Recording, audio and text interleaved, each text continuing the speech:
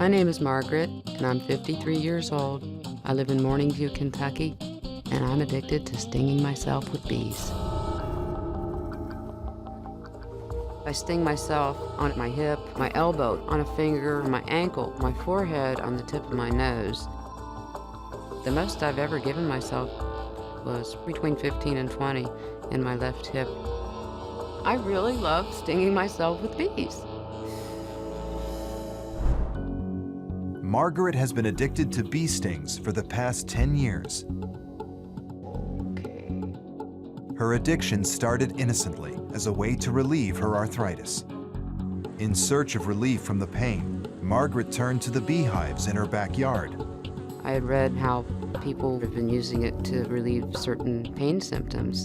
The first time that I stung myself, it didn't hurt as bad as I thought it would. And it just got easier every time. But what started as an occasional prick of pain for medical reasons has spiraled into 15 stings a day. There's a couple trigger points right here that I like to sting. Kind of put a little dent in it with my fingernail. I gently tap it on the abdomen, and it comes away like that. She's always had kind of a taste for looking at the odd side of things. At this point now, with 15 stings a day, that's when I'm starting to get really concerned about this.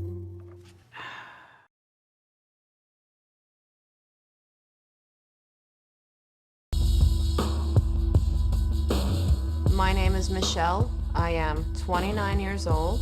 I am a tattoo artist, and I am addicted to drinking animal blood. Blood is as important as water to me.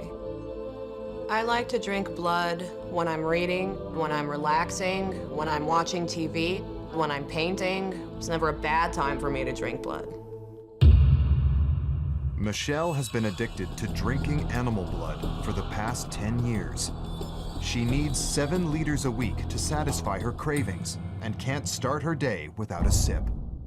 I wake up in the morning, I pour it into my coffee cup. I drink it. I get energized. I like to cook with blood. I like to make it in soup. I like to cook it with stir fry. When I make Bloody Marys, I use vodka, hot sauce, and then I add the final touch, the blood. When Michelle initially told me that she drank blood, obviously I was shocked. It took a while to set in and absorb.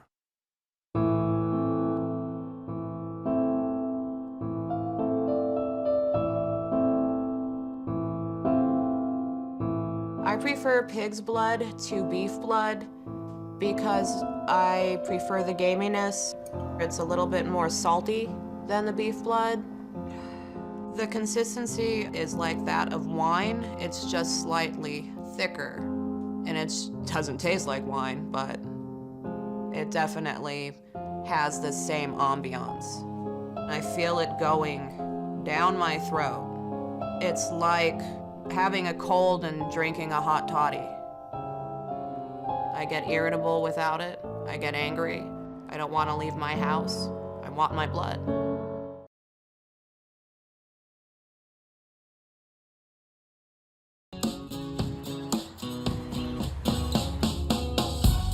My name is Bria. I'm 19 years old, and I'm addicted to eating sand.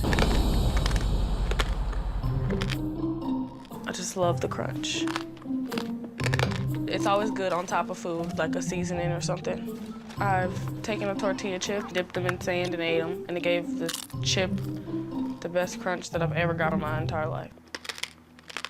My favorite combination of sand is when I mix it with gum. It's just like mouth-watering.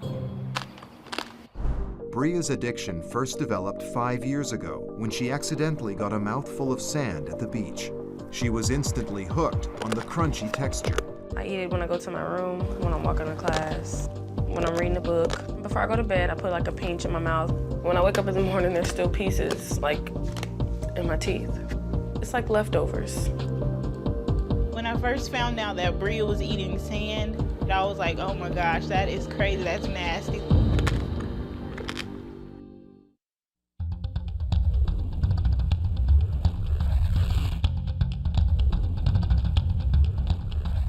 I'm craving sand. I lick my finger and then dip it inside of the sand and put it on the back of my teeth and just chew it. I like the fact that it grits on my teeth. It gives it that crunch that you don't get from food. Bria is so dependent on that satisfying crunch, she turns to nail files when her sand supply runs low. It has like sandpaper on it. It gives me the same crunch. Sorry. Put it like on the back of my teeth and just go like this.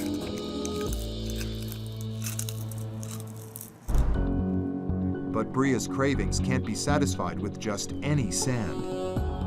My favorite sand is actually the sand from the playground or a park. I start by taking a handful. Then I take like the big rocks out.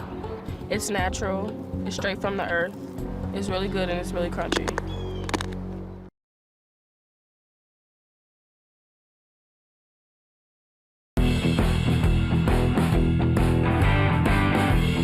My name is Lisa. I'm 43 years old. I live in Detroit, Michigan, and I'm addicted to eating cat hair. Just chewing it is relaxing. It's a comforting feeling. Her fur is such an interesting texture. It's so soft and puffy and like cotton candy, almost. Sometimes they do get stuck in your teeth, but you can just get them out with flossing and brushing. Sorry, it's in my lipstick. When my sister told me she was eating cat hair, I was shocked. It is strange. I don't think she should be eating it. 15 years ago, Lisa began eating cat hair as a way to feel closer to her pets. But it wasn't until she got a new kitten that her unusual bonding ritual turned into a full-blown addiction.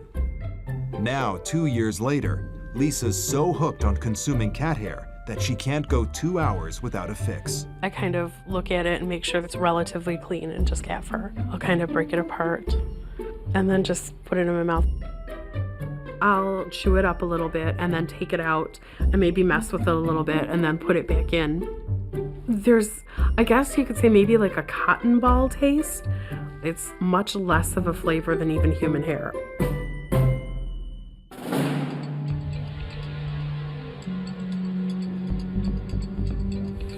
I find the cat hair that I eat all over the apartment, on the floor or on the back of the couch or on the perch, but the best ones are right off the cat. But eating cat hair isn't the only way Lisa feeds her addiction.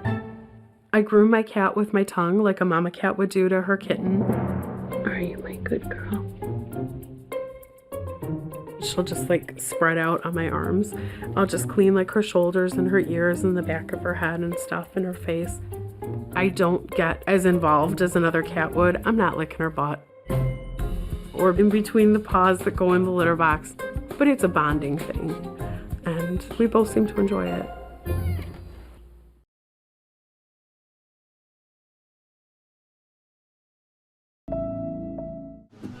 My name is Heather. I'm 43, mom of 2 beautiful children, and I'm addicted to drinking paint. As it's going down your throat, it feels very nice and warm, almost like a thicker version of warm milk, but obviously it's got that very strong chemical taste to it, which is perfect to me.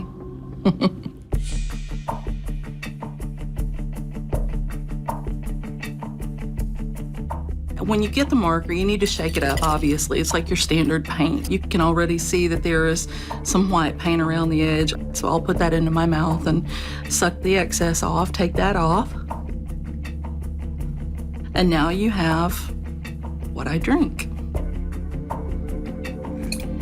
Obviously, it's not something that I can do in front of my children. My children have seen it on my teeth or on my mouth or smelled it on my breath, but no one knows that I drink paint.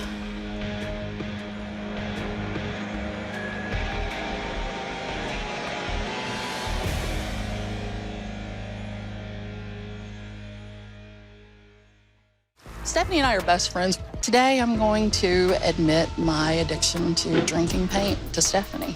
It's something that's out of the ordinary, so I'm a little shaky right now. I brought you here because I want to tell you something. Okay. Because it's something that's unusual. I am addicted to drinking paint. paint? Out of paint markers, yeah. Wow. Been doing it for about 2.5 years. Really? Mm-hmm. So how much are you drinking a day, an hour, a week? A marker a day, sometimes more. Really? Mm-hmm.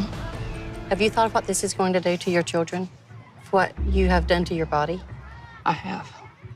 And that's another reason, the main reason, actually. My kids are the main reason for doing this. I'm always here, no matter what. I know. Thank you. Thank you. I don't, not at all. Not at all. What kind of friend would I be if I thought bad of you? I know.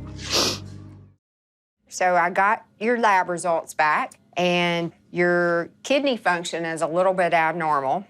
The paint in the lungs can cause pulmonary hemorrhage and can cause death.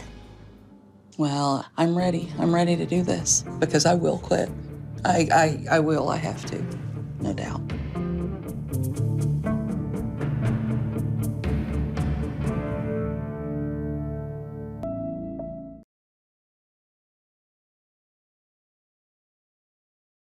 My name is Audrey. I'm 27 years old.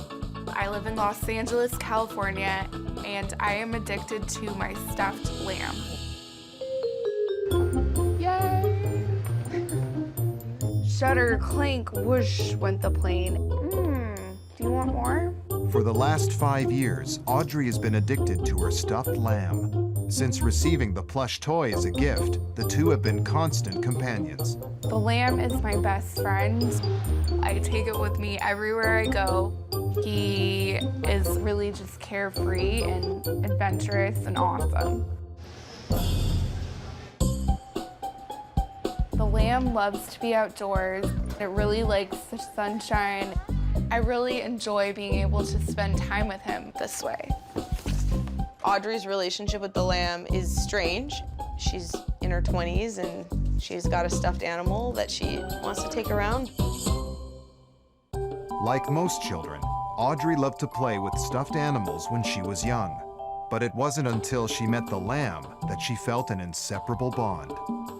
The lamb just sort of spoke something to me that no other stuffed animal ever has before.